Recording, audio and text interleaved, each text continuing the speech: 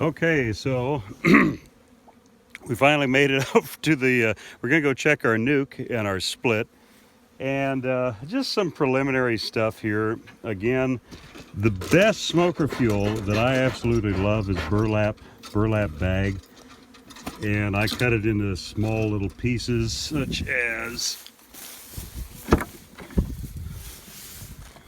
as this, and then I have a old big pile of old newspapers that I take with me to not only help light the smoker, but also to, if you know, need to merge a colony or whatever. But once this burlap gets going, it is just gives a really wonderful smoke. I love the smell of it. And I'll also find too that the closer you are to getting to the end of your yard and the bees you're inspecting, the better your smoker will probably be burning. It's one of those great mysteries of how a smoker works. It always works best right when you don't need it. But anyways, okay, so here is our nuke. Last time we assessed it here a couple of days ago, it looked like 4 boxes full of bees. We did give it a new queen. We took a split off of it with the old queen and put it over there. It's that one right there, and we'll take a look at it too.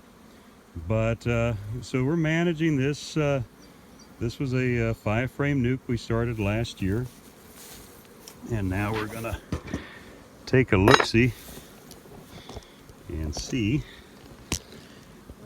Kind of the big thing, my attention has shifted because of the way our weather's been. We've actually got a lot of different stuff for the bees to forage, but we haven't had any good foraging weather. So with these strong hives, you got to be careful they don't up and starve on you. It's a horrible feeling when you go out to what was a beautiful hive and then, you know, they find out that they've croaked on you. I've been there, done that. It sucks. Okay, so the top is full of bees. So what I'm going to do is just a preliminary of just checking the bottom of the boxes here to see if we have any kind of swarm activity. And just from a quick glance, I can tell that we don't. You know, I had somebody ask me here a little while ago. They said, you know, how can you tell the difference between drone comb and swarm cells?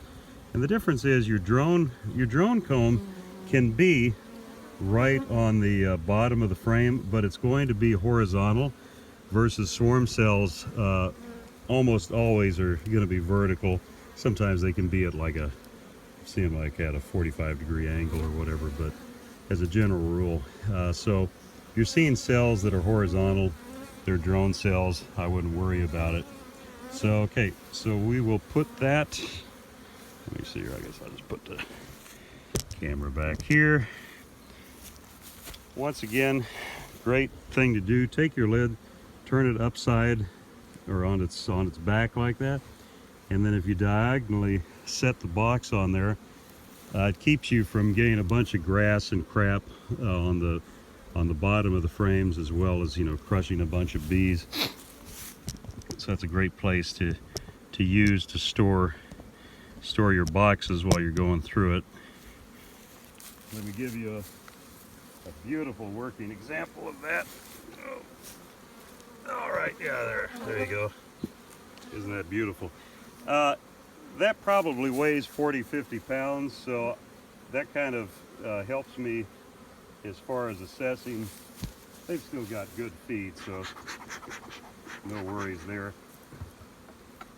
Now, when I supered these, we took the split off of the, what was it now? It was 2 boxes, and then that one, we took one of the boxes. Anyways, whatever the case, this was the newest box that I added. And the reason I did that was because we had the medium on top of the 2, and I just once again wanted to avoid the queen feeling any kind of pressuring as far as running out of space, because I know our bottom one was pretty pollen and nectar bound. So anyway, so I put it up here, and it looks like the bees are on about six of the, what do we have, 10 or 9 here? 5, 10. On 6 of the 10 frames, and they're actually drawing it out really nicely as well. I think this was about half foundation. Kind of see it here. And forgive me, I had my camera pointed in the wrong direction. Hopefully, yeah, well, whatever. Anyways, you didn't really miss anything. So here's the, they're drawing that out quite well. I can also too, I don't know if you can see it on the camera, but just looking down in here, I can see that they actually have capped brood. And so I'm not gonna disassemble this anymore. But what I am gonna do, I'll put this frame back. Another tip, you know, when your bees are drying out foundation, you want to snug your frames together. I just do that because otherwise, you know, sometimes they'll build burr comb anyways, but that kind of minimizes the probability. Okay, so let's take that third box off. Another thing you can do when you're taking boxes off is turn them on their side like that. And that, you know, kind of has the same effect as far as you know, avoiding you crushing bees or whatever on the ground. There's no swarm cells, but what I am impressed with seeing is we've got this is a frame of brood, this is a frame of brood, this is a frame of brood. You can see it once again. Just move the bees out of the way here. I don't know if you can see in there. There's capped brood, and so we're not gonna bother tearing them apart any more than we have to.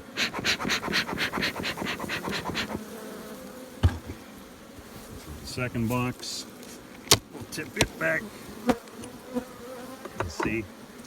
I can't really imagine us finding swarm cells at this point, but you never know. Whoops. I also need to do some maintenance on my box here. Okay, so once again, really good looking box of bees. I'm seeing some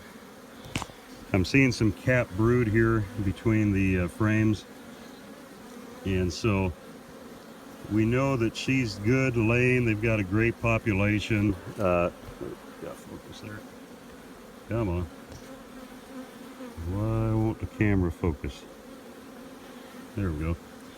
She's got a great population of bees, so we know that this is set up for honey production. What we could do is grab a frame or two of brood and actually give it to our split over there. Because I mean, just from what I'm seeing, they're definitely not going to miss a frame of brood. So okay, let's put this back here, and I'm just going to go ahead and put them back together. And like I was saying in the last video, I mean, there's a multitude of things that you could do. By the way, too, if you want to avoid your bees getting upset with you, just don't crush them unnecessarily. Whenever you crush a bee, it releases alarm pheromones. I mean, they're social, they're social insects. So kind of like along the same lines, if you're in a large group of people and all of a sudden a few of them get crushed by something strange that you don't understand, there's going to be some alarm in the crowd. Same thing with bees. All right, put this third box on. I'm almost tempted. See, you know what we could do if we wanted to go for honey production this year, because they've got, you know, three good frames here of brood. You could easily Shake the bees out of this, and there's so many different ways you can manage bees. But anyways, what I was going to say is, you can shake the bees out of this, just even in front of the hive. Shake them out in front of the hive here. Throw a queen excluder on. Actually, probably put this one back temporarily, and on top of here, and then queen excluder, and then this box. Put a lid on it. Come back in 15-20 minutes. Take this box off, and take our trusty newspaper and merge it onto that, so that you have a couple of really good colonies. Probably with that second box and where we are in the season, we can get honey production out of both of these. Also catching my attention, this is actually going to be my project after I'm done doing this video. I've got to split these nukes down. They're kind of full of bees. So that's my project. Got a bunch of queen cells ready. Anyways, okay, so let's I'm actually just going to leave that open here for a minute. Come over here to our split. Let's assess this. Oh yeah, look at that. Okay, easily. So if we that's a great population of bees. So you know what, let's do that. Let's go ahead and shake these bees down, and let me place this camera where you can actually get a decent view of what I'm going to do here. Okay, so I'm going to shake the bees out of that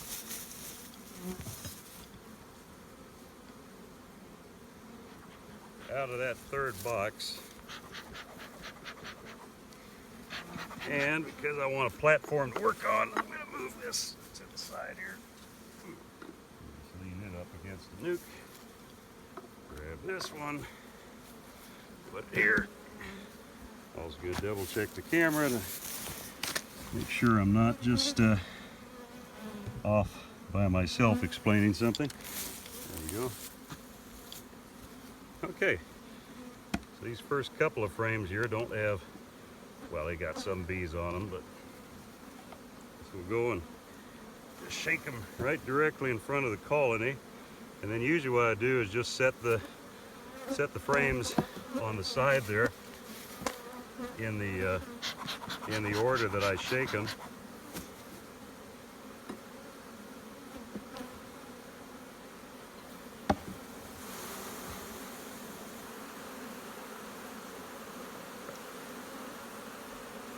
I was trying to be lazy. Shake two at a time, but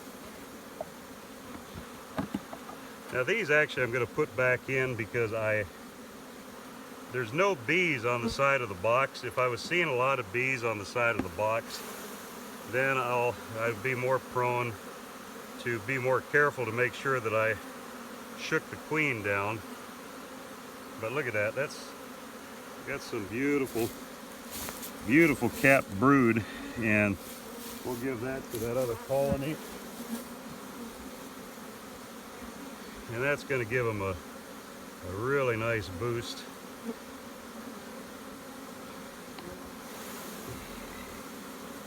Yeah, that's really nice.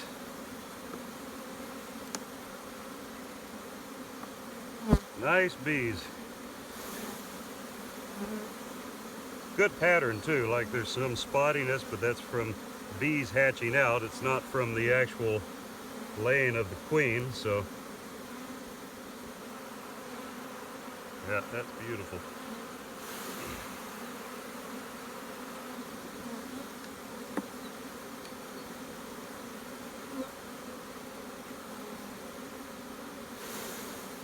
There we go. Now I'm going to take the whole box. There we go. Take them out.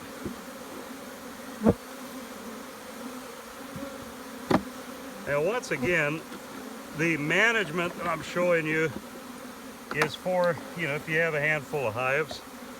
The management I'm showing you is completely different from if you're doing it on a commercial scale. If we were trying to do this on a commercial scale, we would we wouldn't have time to do anything else. But anyways, okay, so what I'm going to do here now is smoke these bees down. I'm not crushing a bunch. You can see all the bees we shook there. They're going into that entrance. These bees will shake down. You know, it's a good idea if you're putting a box back on that has a lot of bees in it. Smoke the underside too. Make the bees go in so that you don't risk crushing a bunch of them. All right. There's that. Okay, so we're gonna throw this back on. That's a heavy box, which is good. Gotta grab a queen excluder.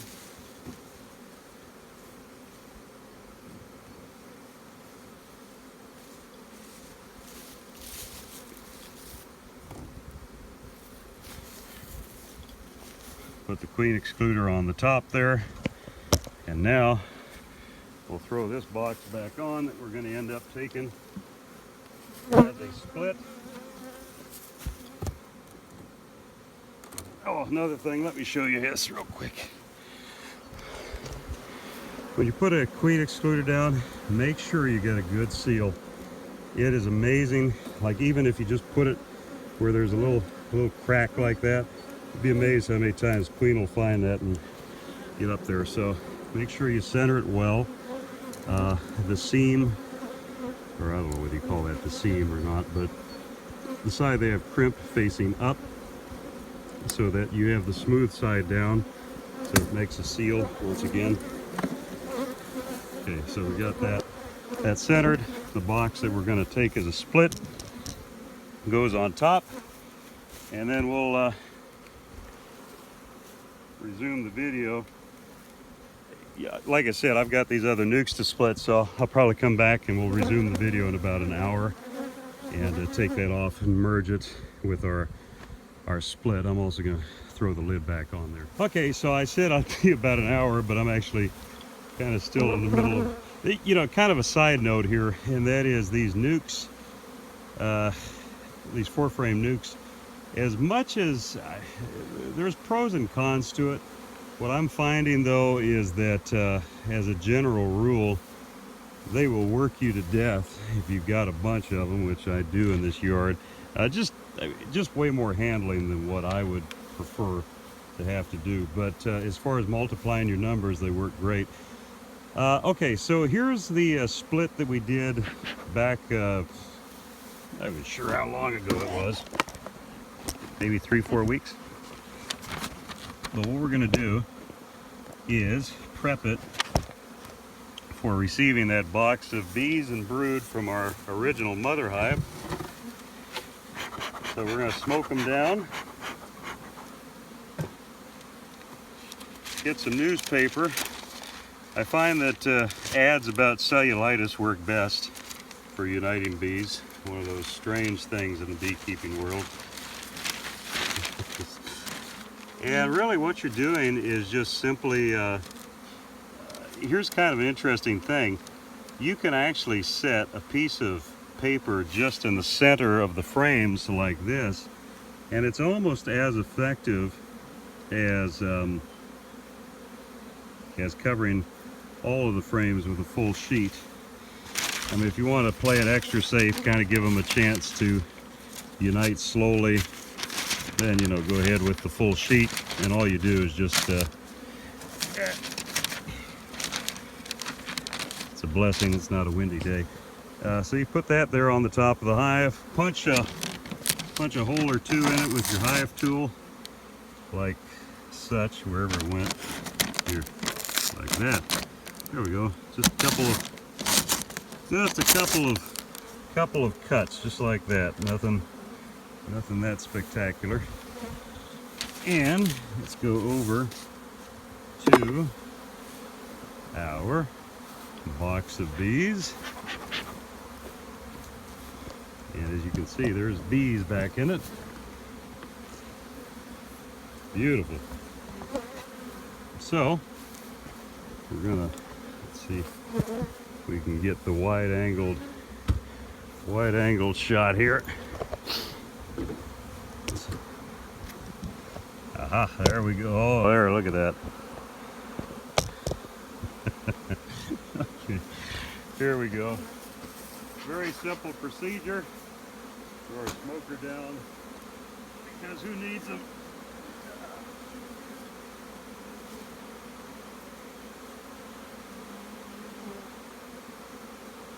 That's it. And we can take this lid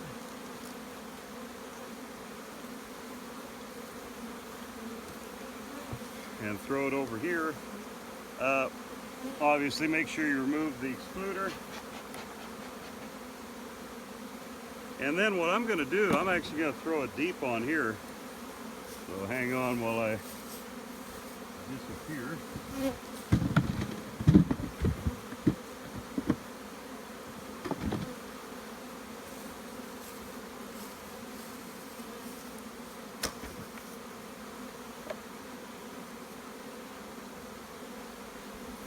A word about supering, and that is there's a couple of schools of thought.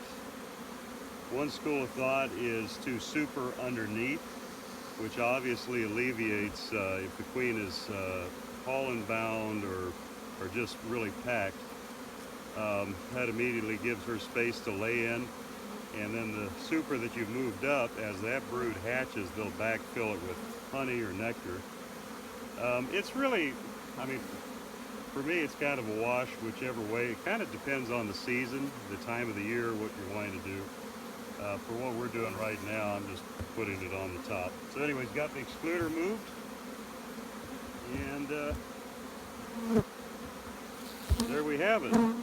So I'm thinking probably in about a week, if that, we'll want to go over to our split and add a box. We'll just give them a chance to unite and then throw a box on them, because that's going to be a good, two really good strong colonies that should be set up for honey production if we have a season for it. With the way the weather's been, I wouldn't be surprised if we actually have a pretty decent year for honey production. So anyways, hopefully this is helpful, and we'll catch you again.